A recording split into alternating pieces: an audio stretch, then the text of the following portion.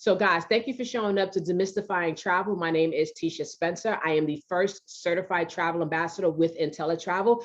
I have been with IntelliTravel since 2015 when they merged and partnered with Planet Marketing.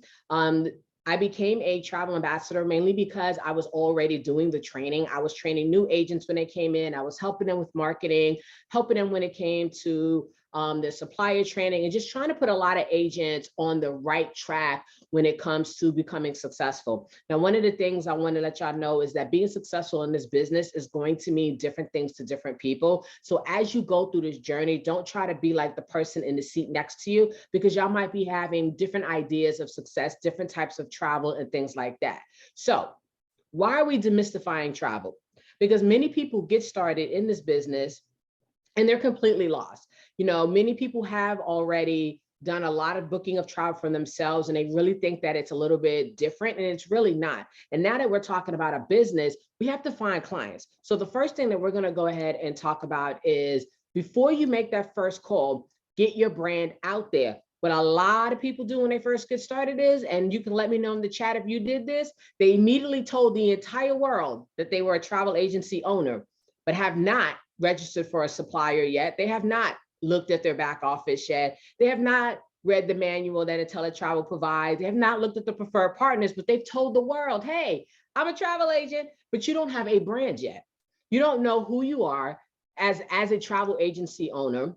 You don't know what you're trying to do as a travel agency owner. You know, so you have to kind of figure out what your brand is. In this case, kind of like your niche of what you want to book. And guys, it's okay if your brand changes, if your niche changes, because as you grow in this business, things are definitely going to change, right? Because we're going to have different experiences. Now, the first thing you want to do is, and I know guys, contact lists. Oh my goodness, I'm going to have to contact my friends and my family. Oh boy, guess what? Your friends and your family are going to be one of the first ones you are going to let them know. I'm going to be very honest, they may not be the first ones to actually book and support you, but a lot of family will tell other people. But the purpose of creating a contact list is because as time goes on, you're going to be doing newsletters. You're going to be sending out announcements. You want to go ahead and create a list of people that you're connected to. So this can be family members. These can be your neighbors, school parents. How many of you have kids, right? You have parents that are of your kids' friends. You have the teachers that are inside of the school. You have the administrators. How many of you are in education? You have those teachers, administration. Those of you who go to church, you have all the various different church groups and church circles that you can go ahead and associate with. If you're a Greek, a fraternity or sorority member, guess what? You have thousands of people that you could be connecting to. And then of course, our favorite, our coworkers, because you know, if you need a vacation from your job, I am sure your coworkers need it too. And then of course, your childhood friends, Facebook friends, you know, people that you may go to a social group, like walking groups, running groups. The reason why you want to write this out is because you want to really think about who are you going to be impacting?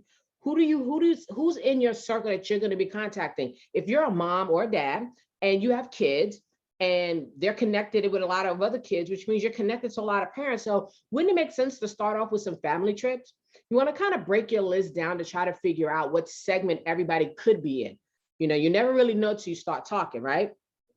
Now, the next thing you have to think about is the elevator pitch, things that make them go, Now, whenever somebody, and I know all of you guys have fell on this one, when somebody says, what do you do? I would love for you guys to type into the chat some of the things that you have told your clients what you do as a travel agent. Now, if you had 60 seconds to tell somebody what you do, what would you say? Now, most people are going to say, I'm a travel agent. Most people are going to say, I book travel. You have to understand that with your elevator pitch, you need to say something that is going to intrigue them and want them to ask more questions. Be more specific with it. If you are a cruise specialist, let them know, hey, I'm a cruise specialist and I specialize in Norwegian cruise lines. Or if you're a Disney specialist, let them know that, hey, I just got my certification to become a Disney specialist and I book all of the things that they do in the United States and even in Paris.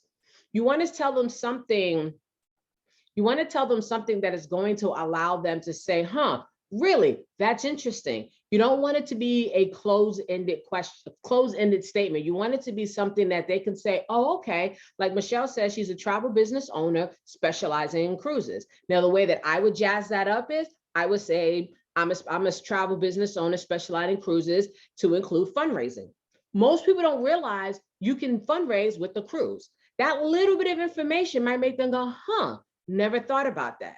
Because the whole purpose of an elevator pitch, which is really not 60 seconds, it's really about 30 seconds, is to pique their interest to the point to start a conversation with them. Now, with social media, you know, I'm adding some new stuff from when I've done this before. With social media, you also have the ability to do elevator pitches inside of posts. How many of you have been in a group where they say, who's a travel agent? I need a travel agent for this, this, and this. I'm planning this, this, and this.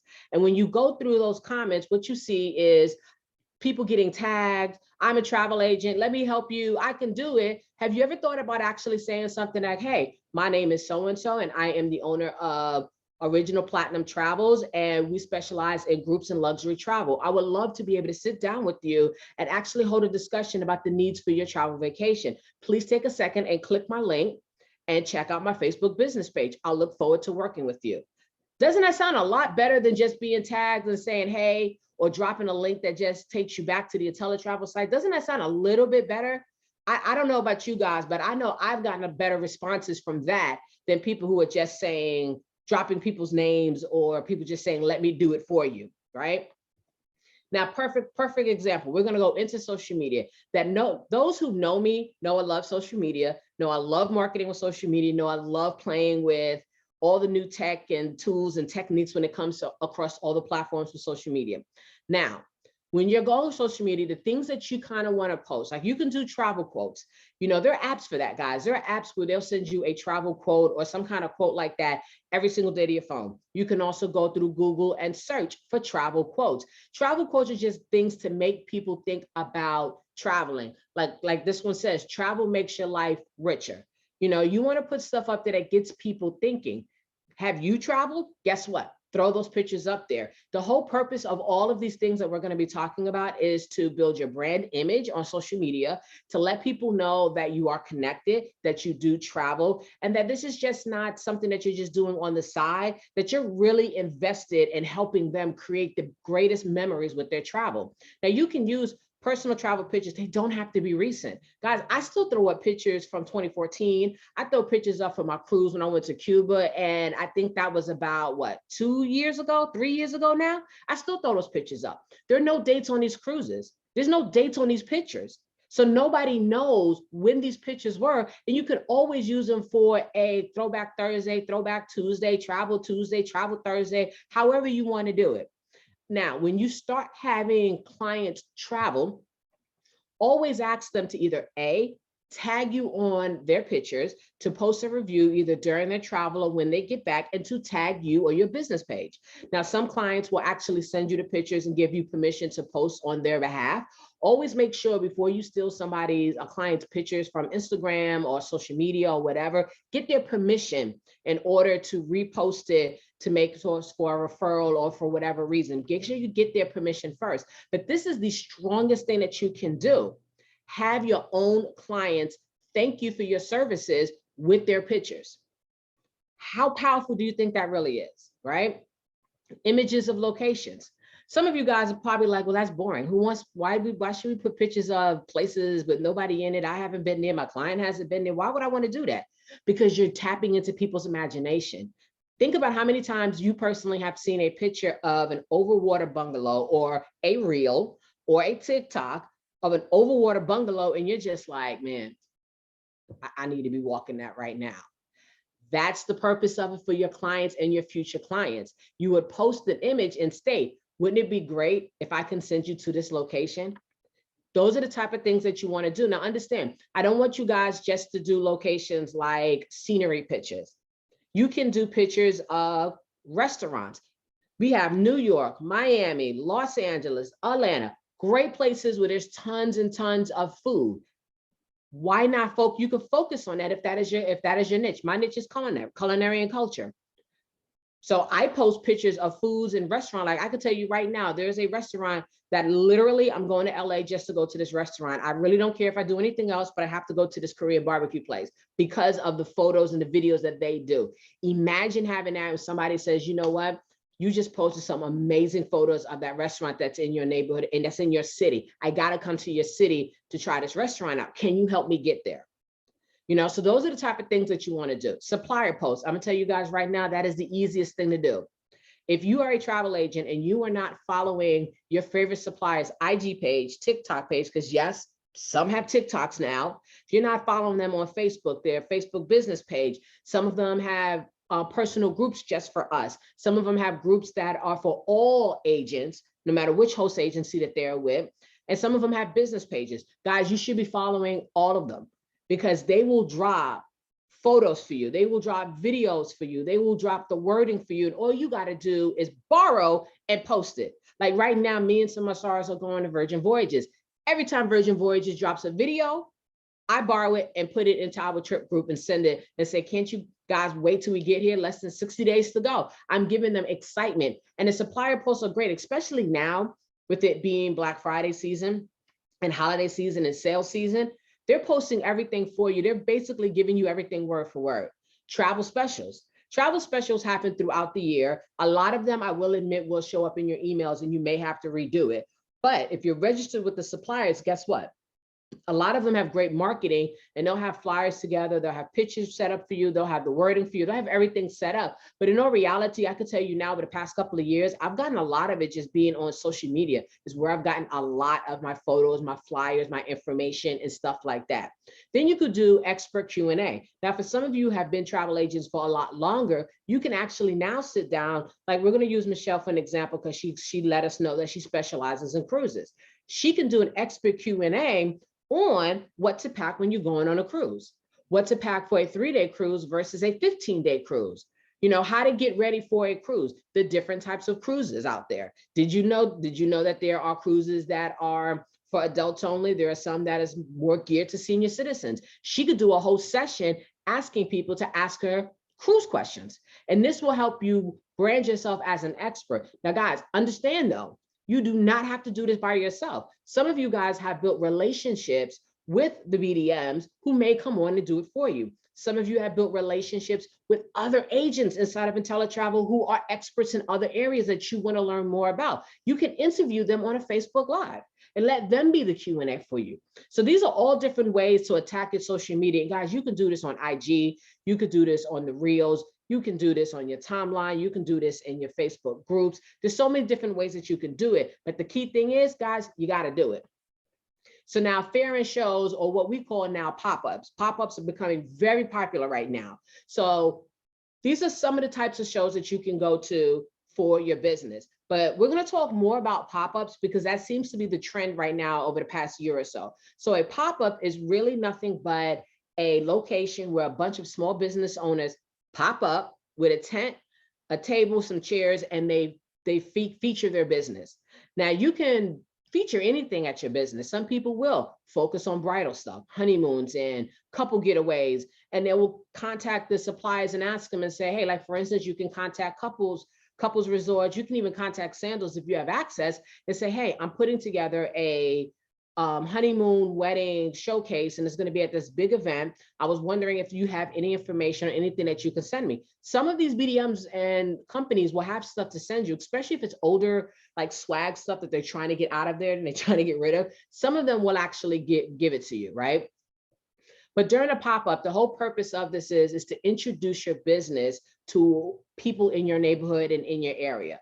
Now, of course, depending on the theme of the pop-up, you might want to theme the business presentation based off of that. So right now we're dealing with the holiday season. So you might want to decorate your table with holiday theme, and you might want to talk about great places to go for the holidays for next year. So these give you access to not only clients, but guess what? Great way to network. Because when you're at a bridal show, right? What's at a bridal show? Who's there besides brides and grooms? You have event planners who are there. You have wedding coordinators who are there. And guess what? With destination weddings, or even weddings that are not destinations, but guess what? It's a destination for some people. They may need help or a travel agent in their pocket to help them book the hotels and stuff, because event planners and wedding coordinators do not get paid to book the hotels unless they're travel agents.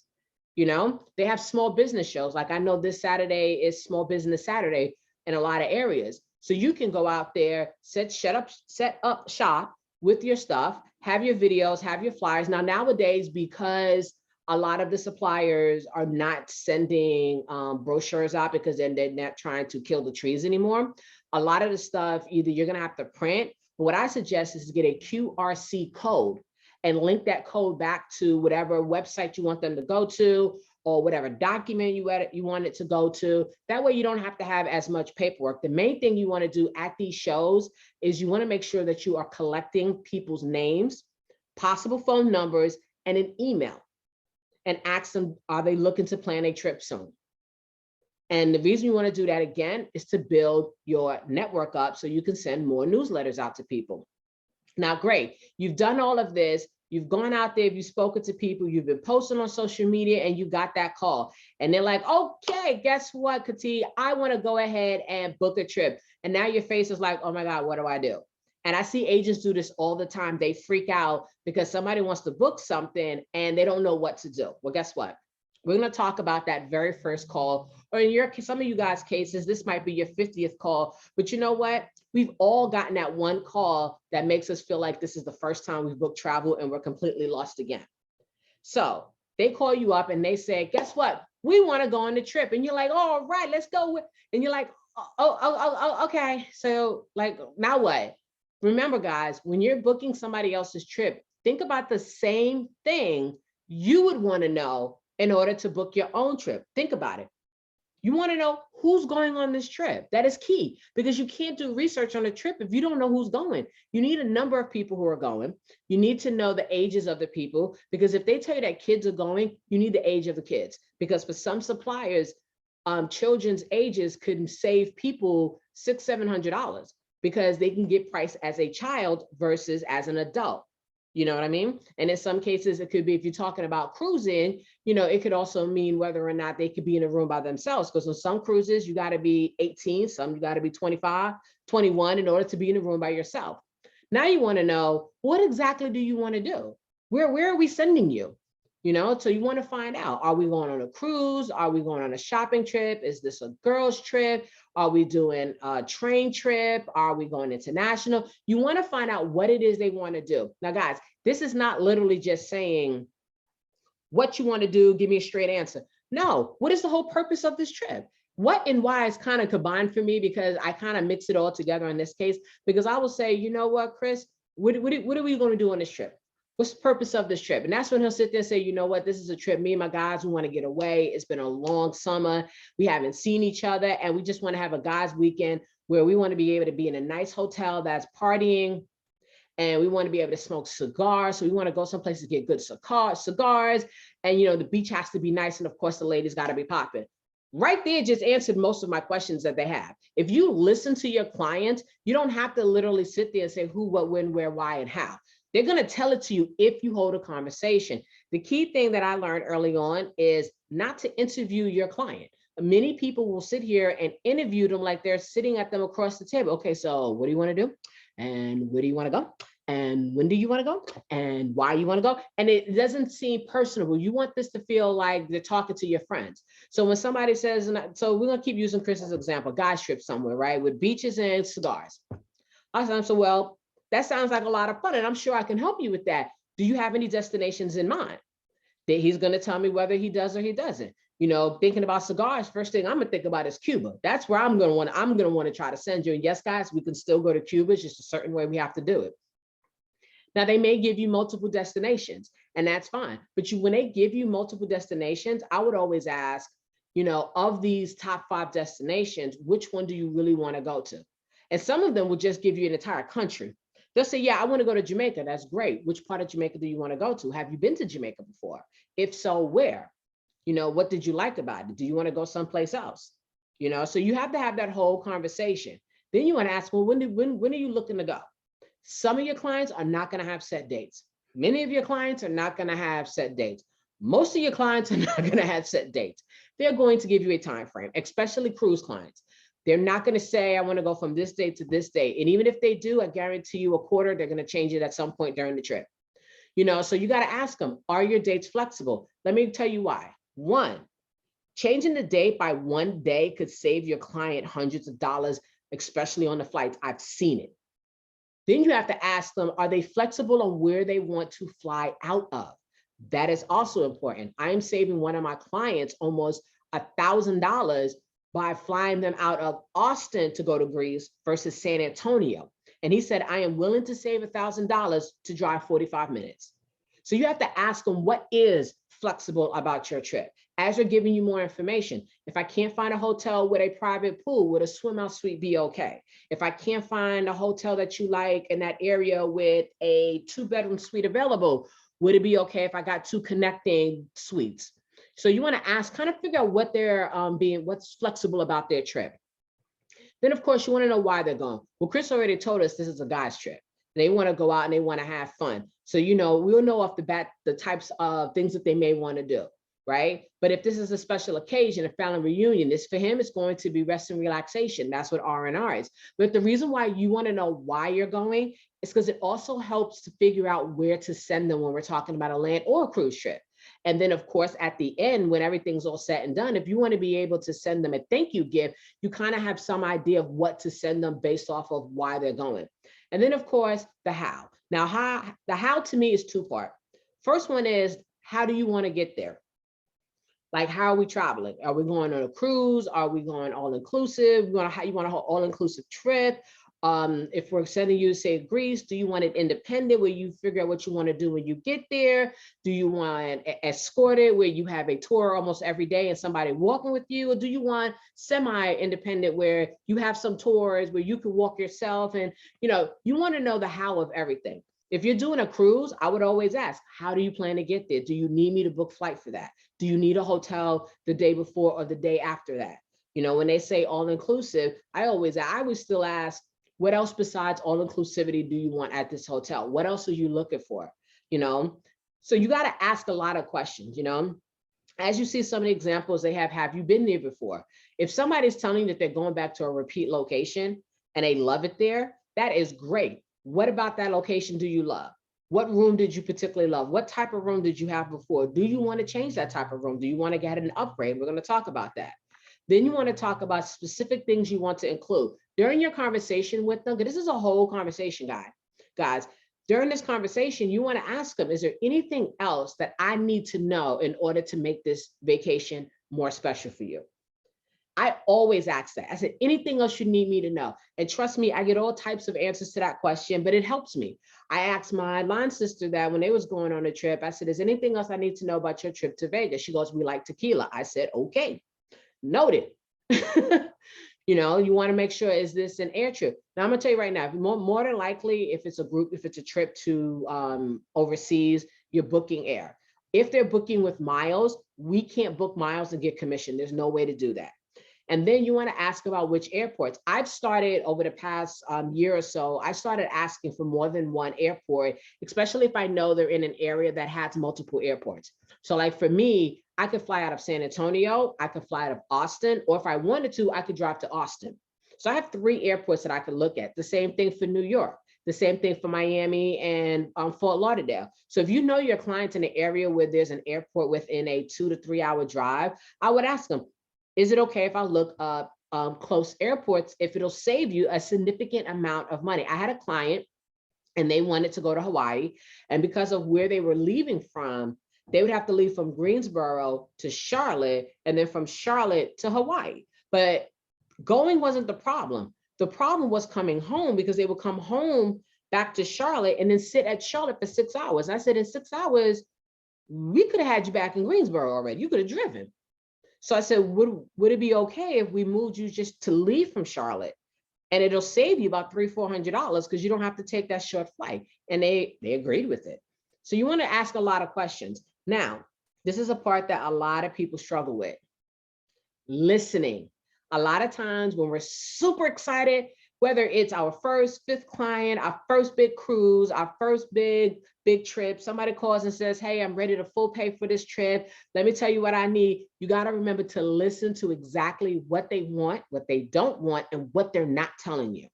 So you need to qualify your clients. A lot of agents do not do this in the beginning because they're so excited and they get so nervous and they don't want to ask ask the questions that need to be asked to do a full qualification because they feel like they're being nosy. I want you to understand, if they can put all the same information in Expedia, Travelocity, and all these other websites that they don't know, they can tell you the same information. Now, asking about the budget. A lot of people have different ideas and different views when it comes to asking for budget. When I'm holding a conversation with somebody, because I also use a forum with TravelJoy and I give them ranges, I don't generally say, well, what exactly are you looking to spend? Well, what is your budget? I don't generally ask that unless they lead me to that conversation. If that's where the conversation is going, I'm going to drink the water and I'm going to ask the questions and go with it.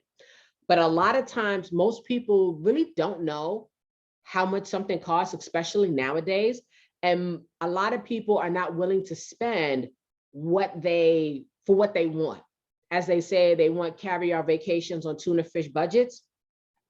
So a lot of times when I'm holding these conversations, I'll say things like, for instance, we use my Greece trip. As we was talking about the 10-day trip and all the islands he wants to hit, I just casually mentioned, you know, the most expensive thing on this trip is going to be your airfare. So let's make sure that we understand that up front as you're picking 4 to 5 islands to go to at one time. But you can ask them different types of questions like, what hotels or properties have you been before? You know, what type of vacations? Like if they said, I've been there before and I've been to a couple of hotels, well, ask them, well, where have you stayed before?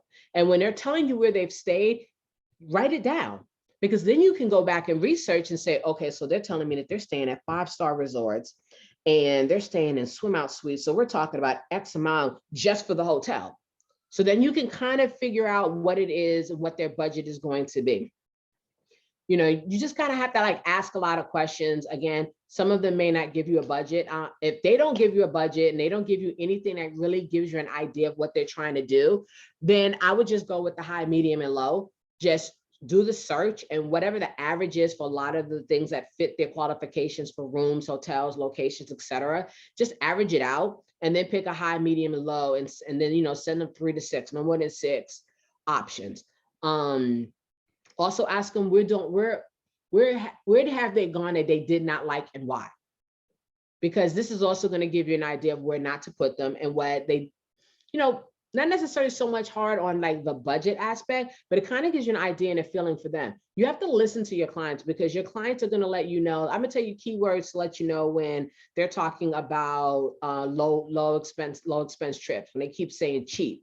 They keep saying budget, when they keep saying, I don't want to spend a whole lot of money. You know, things like that let you know that they're not looking to spend a lot. So regardless of what the total is, you could find the perfect hotel, but you know you can't send them a $2,500 per person vacation when they're more closer to $1,000, $1,500. So that means you can't do as many upgrades for them. You have to be very careful, because if you do send them something that's way out their budget, they may not work with you after that. I've seen where clients have actually left, because I had a client that left. She wanted to do Princess.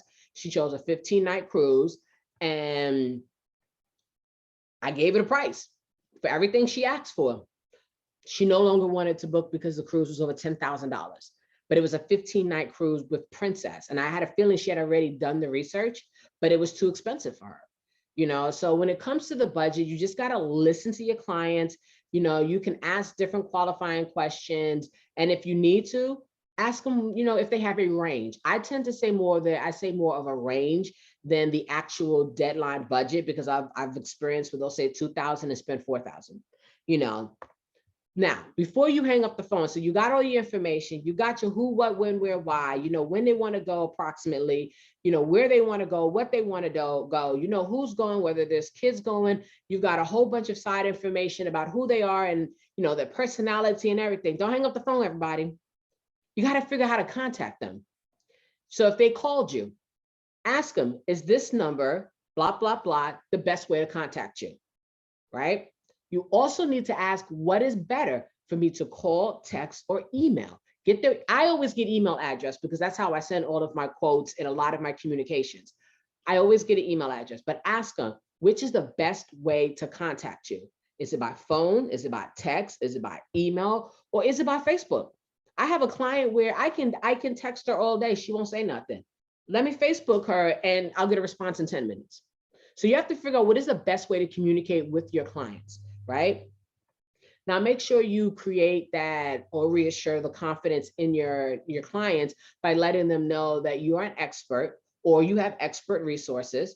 You could say, I am working to become an expert with Princess Cruise Lines, but I have access to some of the top bookers for this cruise line. You know what I'm saying? You want to let them know you have those resources and that and let them know I'm gonna build the best possible trip. Now, right now, all you're doing is building a quote, right?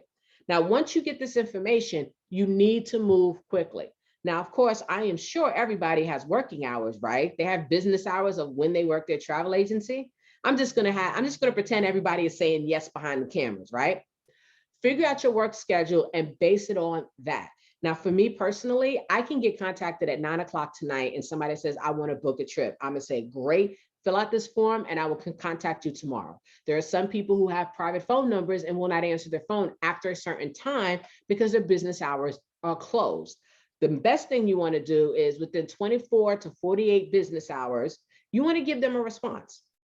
I respond in several stages. So if I get a random email with somebody asking me to help them book a trip and they filled out my form that I use with Travel Joy, I respond right back to the email. I don't care what time it is. I respond back and say, this has been received. I will go ahead and get back to you within the next 24 to 48 business hours. Even though Travel Joy does an automatic email for me, I still send the personal one anyway, right? Then after that, as I'm going through the process, guys, you know what? It is okay to go back into them and say, you know what, I have a couple of more questions. I think I may have found something for you, but I have a few more questions, right? I don't personally say I'm gonna get back to you by a certain time. I'll say within a couple of days. The max you wanna do is 72 hours, and then you wanna do it faster. For me, because I've been doing this longer and a lot of my clients and the clients I do get all kind of book the same kind of things, it doesn't take me long to go ahead and book and do the research. It might take you long if you're still learning and figuring out systems and stuff like that. And guys, that's perfectly okay. So you can tell them 72 business hours and then put everything together and get it to them in 48.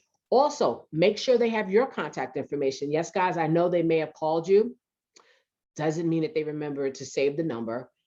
Provide your email address if you want to. And if you are active on social media and they're active and that's how you kind of find them, you can always let them know. If you have any questions, hit me up on Facebook Messenger and I'll get back to you as soon as I can. But the whole purpose of this is to make sure that you have contact information that's been exchanged. You create confidence that you got this. Even if you really don't, let them know you got this. You got to have that posture. And then you want to move as fast as possible, because if you move slow now, they're going to think you're going to go slow later. And I hate to tell you this, many of these people are working with more than one person until they find somebody that they actually gel with. So now you've gotten everything, you've logged into all your different suppliers, you figured out what they wanted, and now it's time for that initial quote. Now, guys, the first thing you're going to want to do is you're going to start with your preferred partners. Now, we have, I think, over 30 different preferred partners out there that you can work with. And I personally work with a lot of our preferred partners. I don't know about you guys. My favorite partner is for my Caribbean trips and stuff is ALG. I like Travel Impressions and I like Apple Vacations. You could put in the chat which ones are your favorites as well. These are the ones that have been tested, tried, and true, give the best customer service, they give the best rates, and we have a great long-term working relationship with them. Now, if you have any questions about if you're doing groups, weddings, or just plumb confused, contact the agent support and with the partners. That's what they're there for. A lot of times we have individual IntelliTravel groups that you can just go in there and ask questions and they'll answer it for you. I'll be honest with you. If you have a, let's say, Norwegian Cruise Line question, it would make more sense to put it in the internet in our IntelliTravel Norwegian group versus putting it in the lounge. Why? It's going to get approved a lot faster. The BDM is actually in it, and you have Norwegian experts in there who can answer your questions for you. Now, let these people support you. Let them help you. Do not be afraid to pick up the phone, get on a chat, and talk to them. Guys, I've been doing this almost 20 years, and I still call them when I have questions about different things, or I have a moment where I just completely blank out and can't remember. And then, of course, now, with so much changing due to COVID, you might want to call and get some information verified, right? Then you have to figure out when it's time for you to give the quotes back. Are we doing this in person or by email? Now, a few years ago, a lot of us were doing it in person, especially if these were people in the neighborhood. We'll meet up at a coffee shop, a Panera Bread, Starbucks, places like that. And that's when we will actually provide the paper quote. Nowadays, everything is done via email. And then we might connect over a Zoom or a face chat to go over the paperwork and stuff. That's something that you want to figure out in advance, like if you want to meet in person or if you want to do it via email. I honestly do most of mine via email because none of my people are close to me for the most part, and it's just a lot easier for tracking reasons. Now, when you send a quote, you want to give them 3 price quotes. It doesn't mean 3 options, but 3 price quotes: low, medium, and high. Let me explain something. I'm booking my sister's honeymoon. She knows the hotel. She thinks she knows the room. I still send to low, medium, high for the same hotel, so she can have other options to really take a seat and look at all the different options and the different things that she can get. The reason why you want to give low, middle, and high is because you want to give people options, because you want them to say, so I can get a deluxe room at this hotel and it's only going to cost me $1,500 with everything. But if I'm willing to pay just $200 more, I can get a swim out suite. I think I might want that swim out suite, because you want them to see their options. Now, some of the options can be the class of service. So for those of you who are familiar with Royalton, Royalton has something called Diamond Club. Diamond Club is their VIP. Or like Planet Hollywood, it's Star Class. That's a different class of service. So you might quote them the same room, but one room is Star Class, one room is just regular. It might be an upgrade on the room. It could be a slightly upgrade on the cabin or the seat in the plane. I know for me, when I do those long international flights, I tend to upgrade their seats from economy to maybe business class, just because it's a little bit more comfortable, and give them the option of this. Now, when you're doing all of this, you want to explain the value, not point out the price. I don't point out prices. I'll tell them what the price is, but I say, but look, what the value is. By going ahead and getting the Diamond Club with Royalton, not only are you going to get a better room, better positioned room with better views, you're also going to get upgraded amenities and bathrobes inside. You're going to have your own personal butler. And when you check in, guess what? You don't check in with the common folk. You check in at the Diamond Club, and they're going to greet you with a glass of champagne or the drink of the day. How does that sound? That's only going to cost you an extra $200 for the 7-day trip. Doesn't that sound a lot better than just walking in with everybody else and just checking in and being norm? Now, just to clarify, I am a bougie traveler, and a lot of my my clients are bougie like me, and we like a little bit of the finer things. I get it from my mom, but you want to give them the value. Like when we're talking about flights, long distance flights, right? You can sit there and say, like, I know you are on a budget. I know you want to go ahead and go to Germany, but that is going to be a 10-hour flight with this flight. I wanted to give you the price for a business class seat, because even though it is maybe another $400 or $500 more, you're actually going to get a lot more leg room. You're going to be able to get into the plane sooner, so you'll be able to sit down and get yourself settled faster and have more time. And you're also going to get drinks and an actual really good meal from this airline. Don't you guys think that'd be a little more worth it than just sitting in an economy where you're scrunched up and you can't really, especially if you're in the middle seat? I always include travel protection with the supplier, and then you can always offer Allianz Insurance. Now, one thing I want to let you know, Allianz Insurance is actually backed by a lot of our travel suppliers. A lot of them are using Allianz with their travel protection. It's just a different level of travel protection that they do. When you do it straight with Allianz, you get a lot more than just the travel protection, but it's still really good. Don't get it wrong, right? And guys, make sure your commission is included. Always make sure that when you're doing a booking, you're doing it from a TA website. You're doing it from VAX. You're logging into Vacation Express as an agent, American Airlines as an agent, World Direct, which is Delta, as an agent. Too many times I've seen in the lounge where agents are pissed because they did not make sure that they was booking as an agent and lost thousands of dollars of commission because they weren't paying attention, right? Now, when you send this quote, a lot of people always say, well, how do you send a quote? Some people still do Word document and create a whole Word document. Some send it directly from the suppliers, because some of our suppliers do allow you to do that. Some agents don't like to do that because they don't want their clients to know exactly where they found the information, for fear of the clients doing the bookings themselves, which does happen, guys. It's going to happen. I've had it happen to me too. And then I heard the horror stories later, but I use TravelJoy. Those that know me know I love TravelJoy. But you want to include photos, links, videos, access to brochures. So when I send my quotes, I always make sure that there is a link inside of it for every single hotel so they can click it and go and look at the highlights. Because a lot of my stuff comes through VAX, Vacation Access, I actually use the links that's provided in their quote, and I just add it to TravelJoy so they can click it, a box pops up, they can get all the photos, the videos, and everything that they need. Now, sometimes you're gonna have clients that are not really sure and maybe narrowing it down to 2. I'll actually go to YouTube, guys, and go to the supplier's YouTube site and send them videos of the resort so they can really get a firsthand feel of it, right? So you wanna make sure that you follow all of these tips. And if you ever struggle and don't know what you should do, always ask someone who is also a travel agent, because I'm sure a lot of you guys are friends with other agents inside this organization. Go ahead and ask them for some help as well.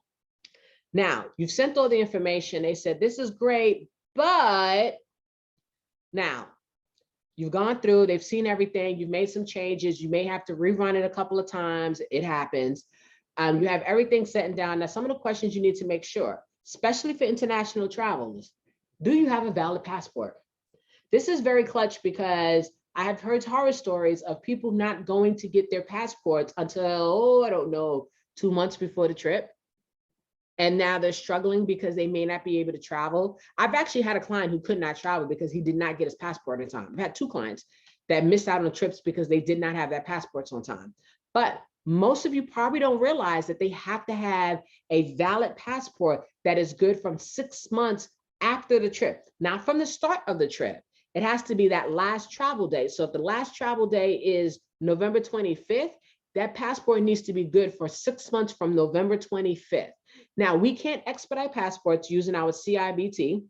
Understand that it's going to cost a lot more money, but they will expedite it. This is also for visa services as well. If you have anybody that ever comes to you and says, I need help getting a visa because I'm not a citizen of the state, story, send them there. It is not your job to do any passport services, any visa services, or anything, because there's a lot of sensitive information that has to be sent forward that we are not clear to deal with. I always include transfers. That's not even a question. I always include it. Depending on where they're going, they may need a car rental. Meals, if they're doing all-inclusive activities, then you don't really have to worry about meals. Meals is more or less like when you're going to Hawaii, Puerto Rico, someplace in country, and like Vegas has meal cards. You know, sometimes you can look and find dinner for, like, for instance, for Greece. I think in each of the countries, they're going to dinner in one of the most popular restaurants. I'm adding that to the quote, you know?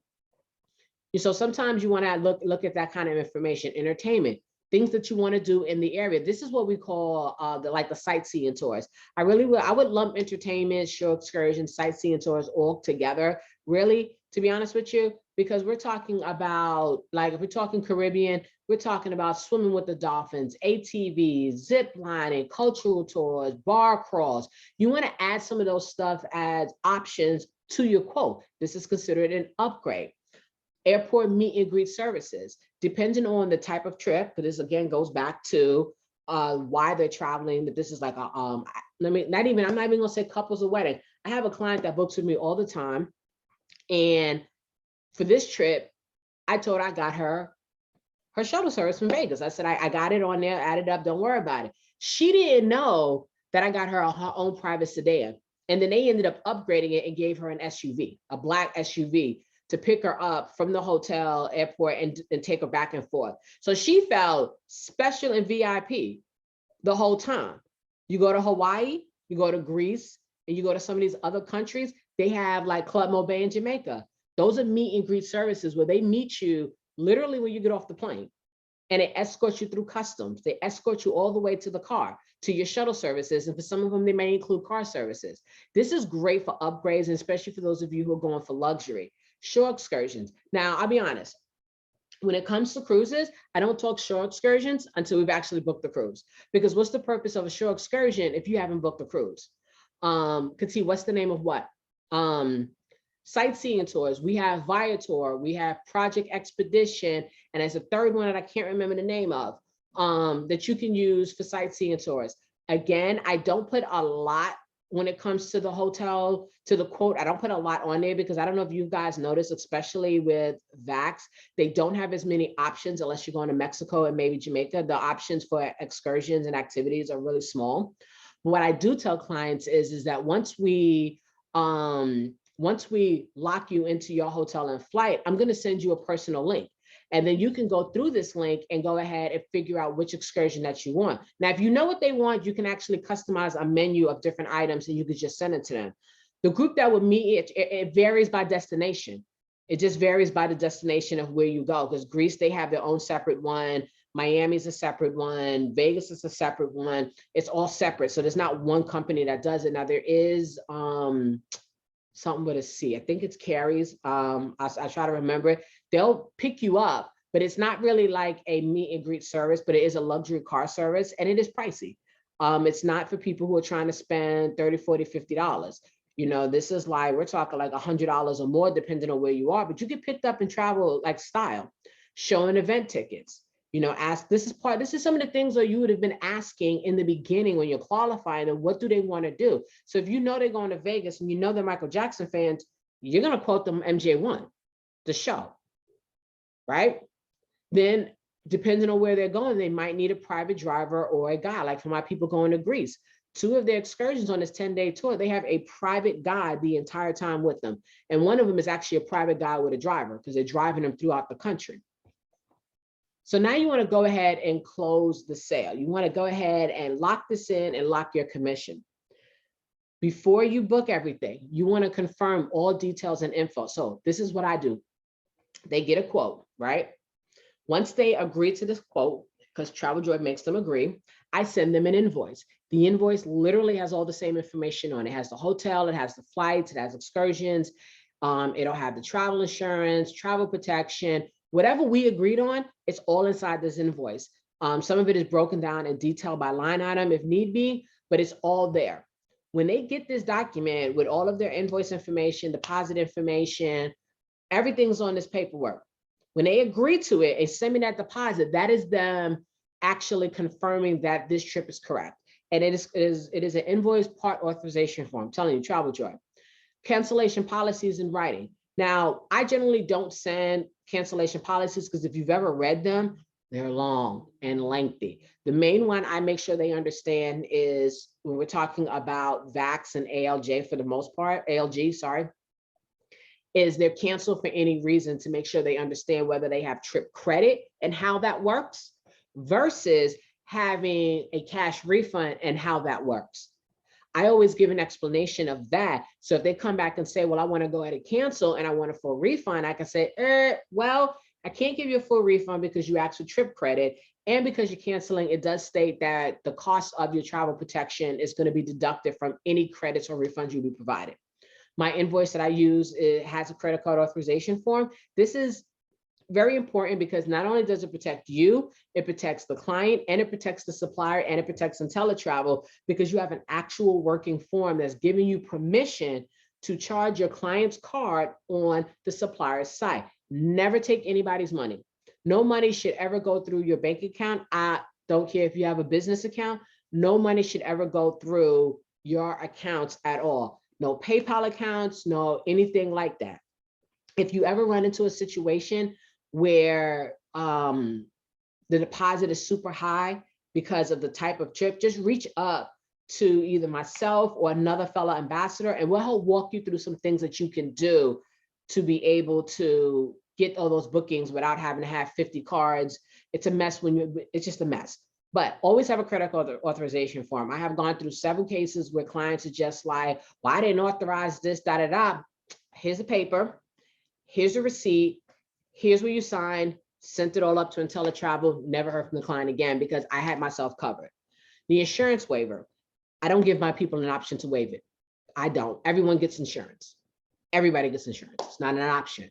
But if you have a client that is persistent, I don't want insurance. I don't care. I don't need it. Everything's great. Nothing's going to happen to me. Get the waiver. Now, IntelliTravel does have a waiver, or I've also asked Mr. Farrar about emails. So you can actually send an email to your client that says, per our conversation, You have declined any insurance from Allianz or the supplier for your upcoming trip dated whenever it is, heading to wherever it is, all that information. Please respond, I concur or I agree.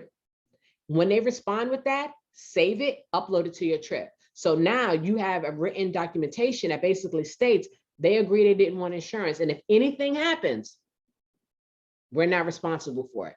But nowadays, more people are more apt to actually getting insurance because of COVID and everything that has been happening around it. Make sure passenger names are correct on all of your paperwork. Now understand, you can't change your names. It's not that hard. You know, normally there's not a real big price change on it. I've been able to change the name several times for no cause. I've also had clients who have given me wrong birthdays. I had a client told me that she was born on October 15th of 2021. I said, ma'am, there's no way you was born 20 days ago. And she goes, oh my goodness, that is not the right date. Sometimes they will mess things up. Passport numbers, there's really no way to verify it unless you request a copy of the passport, which for the most part, we don't need it. Depending on your trips, I will say with Avanti, if you do use Avanti in some of these international tour groups, they may need a copy of it. But for the most part, we don't need their passport numbers. But the reason why it needs to be correct is because when you're doing it, say through VAX and Vacation Express, and they ask for it and you put it in, they send it to the airlines. And if that number is incorrect when they get to the gate, they may have a problem checking in and getting on that plane. But passport numbers are generally not required. They're not required by a lot of places, except for the bigger tour groups versus going to the Caribbean and cruises. Make sure that everything that they want, the room, the cabin, the seat selection, everything is what they want. Again, that's what my invoice does. When I send you the invoice, it states on there, by signing this document and sending your deposit, you are agreeing that everything I presented to you is correct, right? Now, when this is all said and done, what do you say, everybody? Now, do you know of anybody else that might want to go on this trip? I'll be honest, I don't wait until this point. I'll ask my clients straight up, is anybody else going on this trip? Well, I don't know. Well, I'm looking to make this a group trip.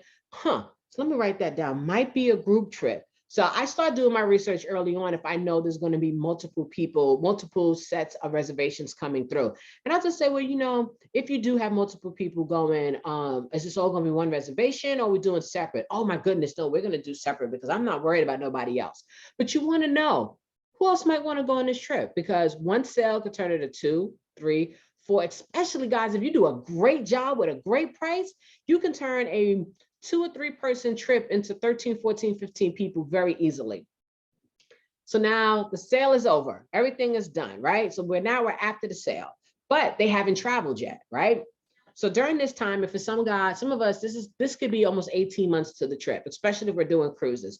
You have to keep them excited because some people are going to have buyer's remorse, especially if they dropped a large deposit or they're booking a trip that just out of the norm for them. Just imagine if you booked a trip, say to Japan for 13 days, you drop your deposit. Now you're like, oh my goodness, should I really did this? Did I choose the right one? Keep them excited.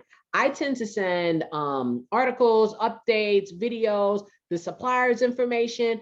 I tend to send that, and I send it more aggressively as we get closer and closer and closer to the date. Like my birthday trip is going to be in Punta Cana at Chic. And since they've reopened, there's been a flood of new photos in that group. I plan on downloading those photos, turning it into a reel, like a little video, and send it to them and say, hey guys, we're only X amount of months away. Here are some of the new updated photos of the resort that we're going to be heading out to. Where do you see yourself out, right? Now, 30 days before they travel out, you want to make sure that they've started doing their online check-in. Honestly, I have my cruise people do it as soon as the deposit starts going in, because they can start putting that information in as soon as they deposit. I start making sure that they have all of their paperwork. As far as hotel check-in, guys, they don't really need to check in at the hotel in advance. There's no reason for it, especially international trips and packages. They don't need to do a hotel check-in. Cruises, they do. You want to make sure that, you know, their flight information is showing up on their app. Make sure they have the app. The reason why is because when there's cancellations, delays, or anything, it's going to go to their app. Now, here's something that you can do to provide even an extra level of service. You know their full names, right? Because you booked it, and you know their flight locator. Log into the airline with their information, make sure everything is correct, because guess what's going to happen? You're going to start getting those notifications too. So I got a notification that one of my clients' flights was delayed, and she wasn't even off her first flight yet. So when she landed, one of her first messages was, hey, your flight is delayed. It's now leaving at this time. No worries. Everything is okay. When her flight was delayed the second time, and it was like, do you want to change flights? I was like, nope, we're going to stay on this flight because it's only delayed by another 40 minutes. We're going to do this. And even though they was trying to get me to cancel her flight, she ended up getting on that same flight and only got to her destination about 3 hours late, right? You want to do seat adjustments. Sometimes when you're booking the flights right now are a little bit overbooked, so you can't select the seat. But a couple of days before, a lot of times you can. So maybe you want to adjust the seats. If you know that you have a passenger that hates flying in the back, but that was all that's available, but you see, oh, look, there's 2 seats about 10 rows up, move them. Just go ahead and move them up. Let them know you moved them, especially if they've already checked in, because they'll go to the wrong seat, because a lot of people still print out the paper tickets, right? For some places, you can do dining and entertainment advanced reservations. I haven't really dealt with that because most of my places is all inclusive. The only time I think I've done that is when it's been like a birthday trip to one of the Caribbean resorts, and I've let them know this is what they want to do. Some people can go ahead and send out luggage tags. I also remind people to find their passports, because if they're not avid travelers, they may forget where their passports are. Make sure they find their passports, get their passports out, make sure they're getting prepared now, getting prepared for the COVID test. Make sure they understand what the entry rules and regulations are for their countries. Some places like Jamaica, you have to start your paperwork 7 days out, but you want to make sure they understand everything that they need to do, so it's not a last minute situation, right? A few days before they travel, I send a goodbye message. I send an email out that says, hey, bon voyage, you're getting ready to head out. I give them any last minute updates, last minute information that may be needed. And then let's ask them to say, if you want to, please tag me on some photos and let me know how everything is going. Now, during the trip, generally during the trip, I might send a message out to them or the head passenger to make sure everything is okay. I might text them and say, did you make it okay? Is everything's okay? If you want to send flowers, gifts, or anything, make sure that it's no more than 10% of what your commission is. And make sure it makes sense. You don't need to send a gift to every single person that books a trip with you. If you have someone who does referrals a lot and you're making money from the referrals, I would send them a thank you gift. But not every single time somebody travels do you need to send a gift. Now, it doesn't always have to be something that costs a lot of money. You can actually ask some of the concierge to go ahead and write a handwritten note on your behalf and leave it in the room. Some places, if you let them know what the special occasion is, they may do something. And if this is a repeat customer to this chain, they may do even more to make them feel even more welcomed and, be more excited when they get there. They can say, oh my goodness, Katie done sent me this tray full of chocolate covered strawberries. She knows me so well. When it could have just been, you just told them to send something with chocolate and it just worked out. You never know. So now they've gone, they've had fun, they took pictures, they've done lives, they've tagged you, they're home. Your job's not over with, people. You need to ask them, how was your trip? Now with Travel Joy, I have it automatically set up that within 2 days of them returning, they get an email from me that's asking them, I hope you returned okay. How was your trip? Anything I need to know about the resort, the cruise, the airlines, anything that I should know as a travel agent, right? Some people might write thank you notes and send it out by hand. But guys, we're in the world of technology. I don't know how many of you are going to sit here and write handwritten notes, especially if you have a lot of people traveling and you want to send it to each person. You can do e-cards and send them an e-card. That's a great way to send it to them. Ask for referrals. Always ask for referrals. And you can reward them in so many different ways. I know one agent that I met at an event, she said what she does is when somebody refers somebody who books a trip that is $3,000 or more, and they actually book and travel, she sends them a $50 Amazon gift card.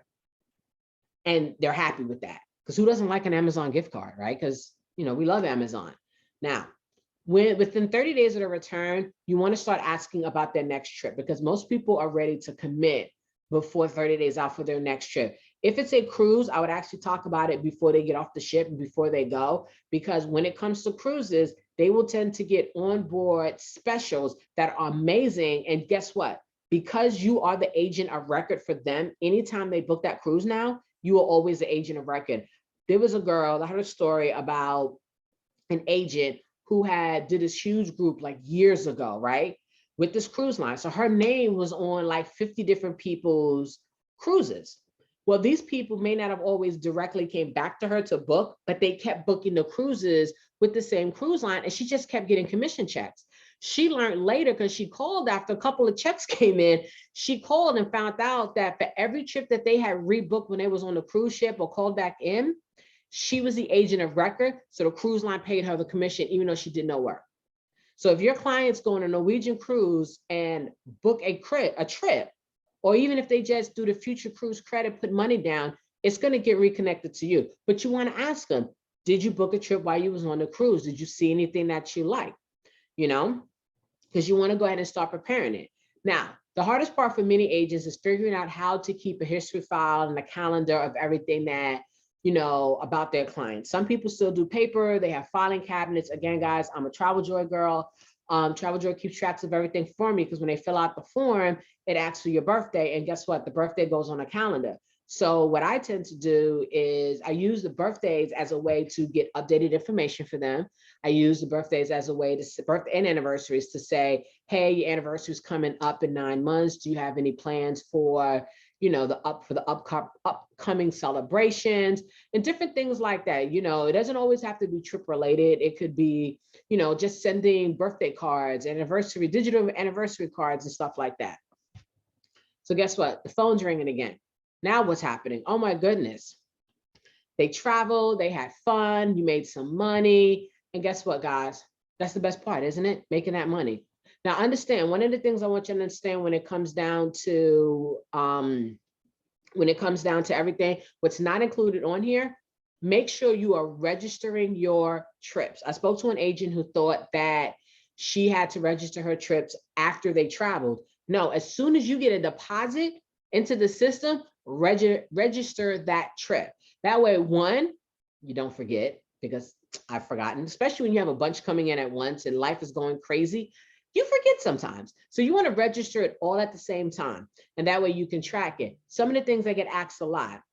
No, you do not need to resend information if the reservation changes. Only if the reservation number changes, then you need to resend information. Sometimes you're going to get trips that are going to get upgraded, downgraded, commission levels are going to change. You don't have to keep resending information. Long as the confirmation number does not change, IntelliTravel will be able to track everything that's going on. When you're dealing with groups, if you're doing a contracted group with a cruise, you do not need to submit every single booking. All you need to submit is the cruise contract with the cruise contract number, and they'll pull all the other information. Now, I would save the individual reservation information in your system on your computer, however, just in case for later, but you don't have to submit. If you have 50 cabins, you don't have to upload 50 different reservation documentations and information. So now, that is the end of the training. What we're going to do is we're going to open it up for a little while so people have a chance to come off of mute, ask any questions that they may have concerning the travel we just did. If you are in an area where there's a lot of background noise, just go ahead and put it in the chat, and I will go ahead and read it from there. So does anyone have any questions? I have a question. Shut up. Okay, so talk to me a little bit more about Travel Joy. It seems Travel Joy takes care of the payments, the emails. Like, is it like I don't know, maybe a personal secretary? Like, what is Travel Joy? I've heard about it. I know people use it, but how do I incorporate Travel Joy into my business? Well, for Travel Joy, I have separate training for that. But in a nutshell, Travel Joy is an organizational tool for travel agents. It doesn't accept the payments, but it does allow for you to send out invoices and get the credit card authorization form filled out. You still have to manually apply payments. It doesn't collect any money at all, but it is a way for you to have a CRM for your people to keep track of all of your travel trips, your documentations, and everything. So it is a lifesaver, especially if you're super busy. Now, I do have separate training, and if you want to know more information about that, either send me a Facebook Messenger, or if you have my number, text me, and I will give you the link to where all my travel training is, because it's not really associated with IntelliTravel. It's just something that I fell into back in 2016 and love. Okay, one more question, and then I'm not gonna say anything else. Okay, so one of the places I tend to get a little lost is in the quote. Mhm. Now, I believe it's Vax. They'll allow you to send, you can send an email with the quote and links, but Vacation Access or other places, how do I do the quote and like incorporate links and everything so it doesn't just look like, hey, go here. Well, do you have any pictures? No, you got to look it up online. Like it looks. Some of them will have, a lot of them, when you send the quotes through the supplier, will have the links already incorporated inside of their generated quotes. The best way to test it is to actually send a quote to yourself. Um, Again, I use TravelJoy, which allows me to just upload stuff. And the easiest way to do it, guys, if you are going to create your own quote, whether it's on, if you're going to use like Word, is just to copy the image and then paste the image into the paper. You don't have to download it and re-upload, just copy it and then paste it into it. But for most part, most of the suppliers that I could think of offhand, they do provide the links so you can get some information. But you're going to have clients who are just going to go to the actual site anyway, because I could send them that information. They still go to the website.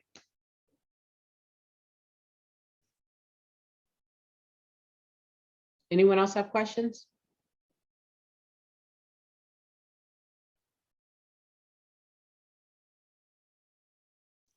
All right, I see no question. Oh, Well, if wait. nobody else is going to go, so I have another question. Okay, so okay, when you get the phone call, they're like, hey, I want to go here, and you are doing your, I forgot what you call it, but your interview with the people. You said you send them a form. What form do you send them? Is that the credit card authorization form immediately? No, you don't send a credit card authorization form until you have a reason to collect a deposit. I have a trip request form. It's a customer information form that IntelliTravel has. I created my own with TravelJoy that literally asks them their name, their addresses, passport information, when they want to travel, who are they traveling with, are their dates flexible, are you vaccinated, do you plan to get vaccinated? Because nowadays that's very important. Depending on your locations, you need to know that information up front. It asks what your budget is, what are you looking to do? It asks a whole bunch of questions. And I send that form to them because, guys, I get requests for trips from people. I have no idea who they are. They're just on social media or they're sending me an email from Google, because I have a Google business page and I just random people. So instead of sitting there and I don't want to say wasting time, but having a whole conversation with someone that may just be searching, but they're not ready to actually book, I have them fill out the form. Once that form is sent back to me, that's when I take this booking request serious because you took the time to give me all the information. I'm not gonna, in the beginning, I used to just answer all the questions and they would take all of my knowledge and go book the trip themselves. And I just gave away my time, services, and energy for free. So I use TravelJoy, but you can create like JotForm, Google Docs. You can send a form to them. And the reason why I rather do that personally, I forget stuff. And by me having it all written down on a form, I could just look at this form and say, okay, this is what they said. Because a lot of times we can have a conversation like my Greece. We had a whole conversation on Facebook. By the time I got the form, things had changed 10 times. And if I had did research based off our initial conversation, I would not have been able to create the package that they liked. Does that help you? Yes. Okay. So Valerie wants to know, do I use a Google number or a separate phone number other than your personal number? You can. It's totally up to you. You can get a Google number that's connected to your phone and they'll call the Google number to reach you, but it's totally up to you if you want to. It's not like a requirement or anything. Some people do it, some people don't. I have a Google number, but that's because I've had a Google number since like 5 businesses ago and I just never got rid of it. What I do personally, I put my Google number on public documents like flyers, business cards, things like that. I never put my personal number on social media. That's what I really use my Google number for on that aspect. But once you're a client, it doesn't matter to me. Any other questions? Do you charge a research fee? No, generally not. You get 3 times. Okay. 3 times. For me, and everyone does it differently. For me, it is 3 times of changing dates and location. It's not 3 quotes. It's, if you tell me you want to go to Aruba in July, I send it to you and say, you know what? I think I want to go to Jamaica in February. And I send that, well, no way. Can you look up Paris and Italy? I let them know at that point, this is the last one I'm going to do. Any searches after this is going to cause you a $25 research fee per location. By that point, they make a decision, because generally when they're doing that, they're just using you as a search engine. And I don't do that. Any other questions?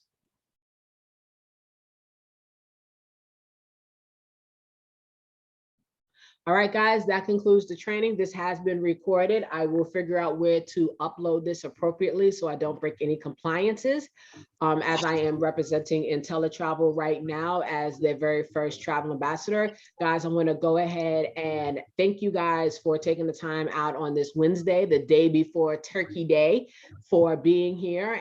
Some of you guys might actually be cooking right now, getting ready, getting the house smelling great. At this point, the presentation is over.